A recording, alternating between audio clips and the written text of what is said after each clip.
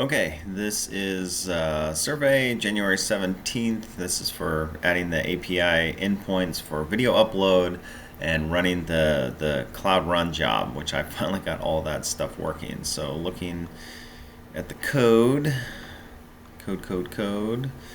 we have some new endpoints. The big thing is in the main function. I added a couple of tests so I could run this at the command line. But I have the video handler, and I also have this tests more static handling, because under tests I added this upload.html, which allows you to just use the video upload endpoint. And I'm going to go ahead and get this running, because it can sometimes take a little bit. And while it's running, we can talk about it. Starting Minikube. Oh, come on, I just had it paused, right? All right, so that's going to take a while. So that's just static rendering anything under the test directory. And then I updated the video handler. And we'll take a look at that. If the video handler is just set to video and you're posting to it, well, only post is allowed right now. It's a lot of manual stuff you have to do in Go, at least bare bones. So you post to it, like I showed in upload.html, with the file. And that's all you have to do. And then it does everything else and returns you JSON. And everything else is it generates a survey ID, which currently, this is just a random number generator. And then it gives you some output in the log, so you can see like what we're dealing with, because it took me a while to put this together.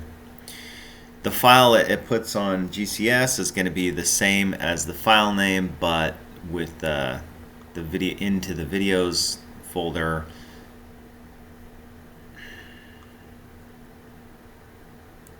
I don't know what's going on here.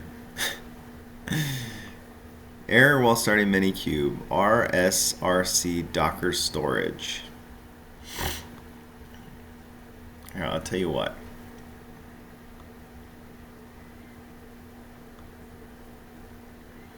I'm going to deploy.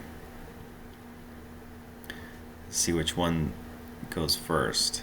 It looks like my local storage is what's holding it up. Alright, so while that's deploying, let's continue. Upload the file to GCS under that same path, but with the survey ID and videos in front of the file name. That becomes the GS URL, which I created a config Go file. I don't know if this is the typical way to do it, but just so that I could get settings a little bit more easily.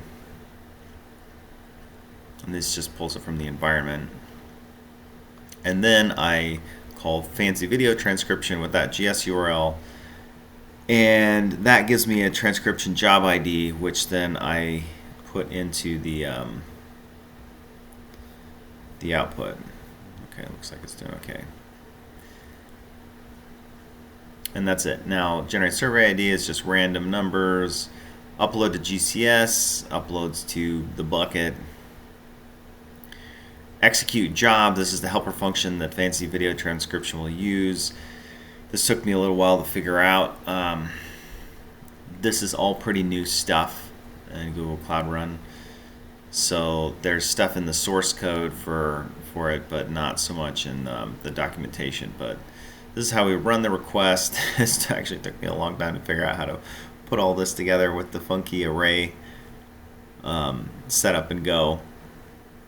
Run the job, and then you get the metadata of the run job, because otherwise what this returns is a long-running operation. The metadata actually contains the job execution information, and then from that, from the name, we pull what I'm calling the job ID, which is just, when you execute a Cloud Run job, it's the name, fancy video transcription dash, and then some ID, and that ID is what I'm returning. And you can see fancy video transcription just runs this job with custom arguments. You're overriding all arguments, even arg0, which is why I have to put the script name in here. I haven't used this yet, but check job status does work. It just pulls currently the completion time, and I'm using that to tell if the job is done or not. There's other stuff you can get out of here, like whether it's failed, but I'm not doing anything with that. Okay, so we've got Surfey web deployed. I was hoping I'd be able to run it from here, but that does not look like it's going to be the case. So I haven't tried this on production yet. Okay. So what we'll do to try this out is we'll pull another random commercial. And I tried a webcam upload of just me talking, and it did not work correctly. It gave me a generic error from GPT Vision that said, I can't do that.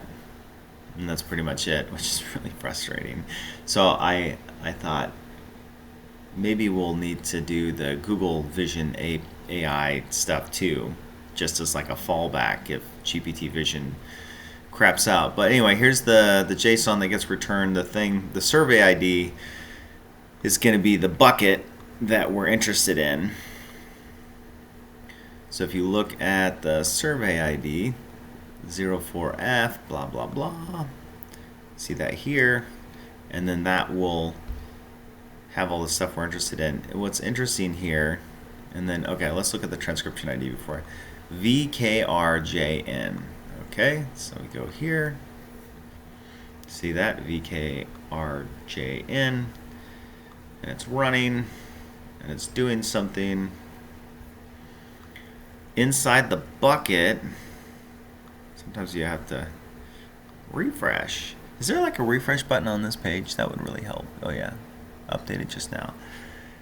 Okay, so this looks like it worked. Here's all the stuff that pops out, the speech transcription. Pulls out the audio. There's no frames in here though, which seems really strange to me. Where are the frames? Do I not copy those? I must not copy those into the folder where the video is. That's weird. Okay, so this is the commercial.